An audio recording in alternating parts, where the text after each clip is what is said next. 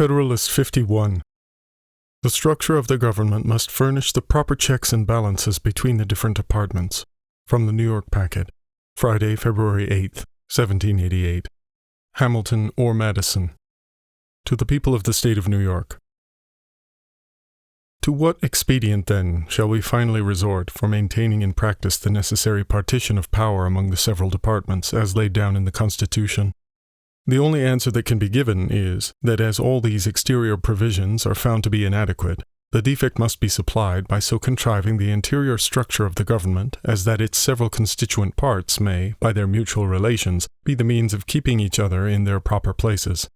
Without presuming to undertake a full development of this important idea, I will hazard a few general observations which may perhaps place it in a clearer light and enable us to form a more correct judgment of the principles and structure of the government planned by the Convention.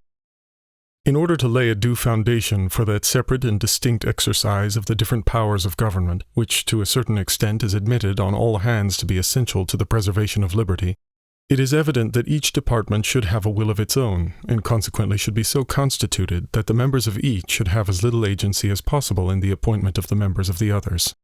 Were this principle rigorously adhered to, it would require that all the appointments for the supreme executive, legislative, and judiciary magistracies should be drawn from the same fountain of authority, the people, through channels having no communication whatever with one another.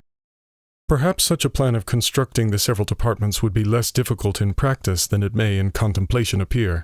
Some difficulties, however, and some additional expense would attend the execution of it. Some deviations, therefore, from the principle must be admitted.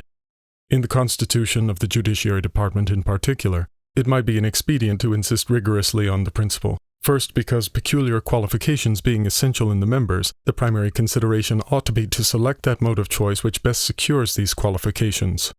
Secondly, because the permanent tenure by which the appointments are held in that department must soon destroy all sense of dependence on the authority conferring them. It is equally evident that the members of each department should be as little dependent as possible on those of the others for the emoluments annexed to their offices. Were the executive magistrate or the judges not independent of the legislature in this particular, their independence in every other would be merely nominal. But the great security against a gradual concentration of the several powers in the same department consists in giving to those who administer each department the necessary constitutional means and personal motives to resist encroachments of the others. The provision for defense must, in this, as in all other cases, be made commensurate to the danger of attack. Ambition must be made to counteract ambition. The interest of the man must be connected with the constitutional rights of the place. It may be a reflection on human nature that such devices should be necessary to control the abuses of government. But what is government itself but the greatest of all reflections on human nature? If men were angels, no government would be necessary. If angels were to govern men, neither external nor internal controls on government would be necessary. In framing a government which is to be administered by men over men, the great difficulty lies in this. You must first enable the government to control the governed, and in the next place oblige it to control itself. A dependence on the people is, no doubt, the primary control on the government, but experience has taught mankind the necessity of auxiliary precautions. This policy of supplying by opposite and rival interests the defect of better motives might be traced through the whole system of human affairs, private as well as public. We see it particularly displayed in all the subordinate distributions of power, where the constant aim is to divide and arrange the several offices in such a manner that each may be a check on the other, that the private interest of every individual may be a sentinel over the public rights. These inventions of prudence cannot be less requisite in the distribution of the supreme powers of the state, but it is not possible to give to each department an equal power of self-defense. In republican government, the legislative authority necessarily predominates. The remedy for this inconveniency is to divide the legislature into different branches, and to render them by different modes of election and different principles of action as little connected with each other as the nature of their common functions and their common dependence on the society will admit. It may even be necessary to guard against dangerous encroachments by still further precautions. As the weight of the legislative authority requires that it should be thus divided, the weakness of the executive may require, on the other hand, that it should be fortified.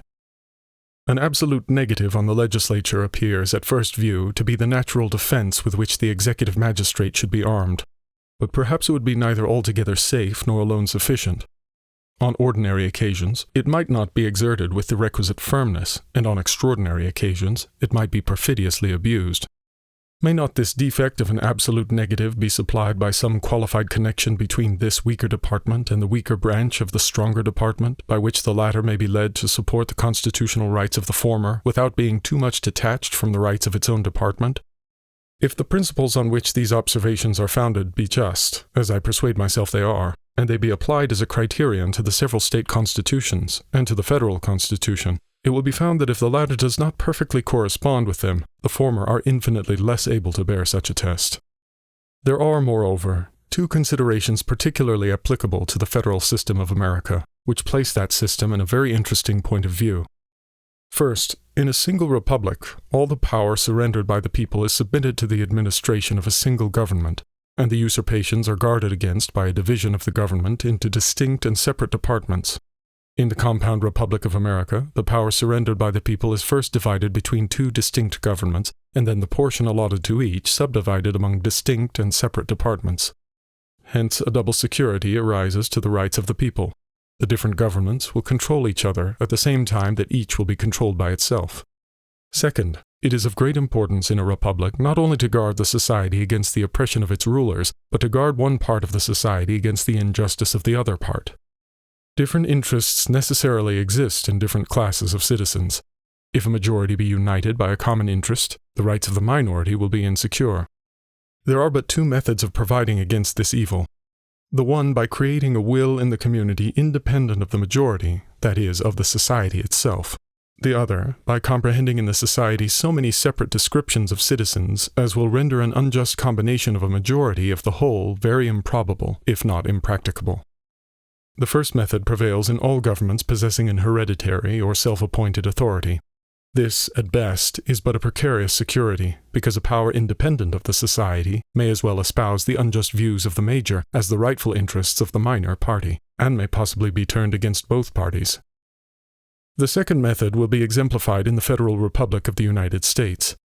Whilst all authority in it will be derived from and dependent on the society itself will be broken into so many parts, interests, and classes of citizens that the rights of individuals or of the minority will be in little danger from interested combinations of the majority.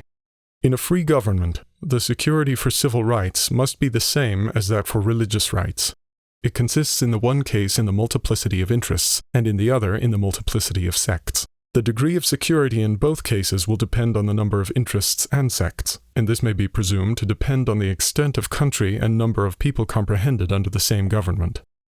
This view of the subject must particularly recommend a proper federal system to all the sincere and considerate friends of republican government, since it shows that in exact proportion as the territory of the Union may be formed into more circumscribed confederacies or states, oppressive combinations of a majority will be facilitated. The best security under the Republican forms for the rights of every class of citizens will be diminished, and consequently the stability and independence of some member of the government. The only other security must be proportionately increased. Justice is the end of government. It is the end of civil society. It ever has been, and ever will be pursued until it be obtained, or until liberty be lost in the pursuit.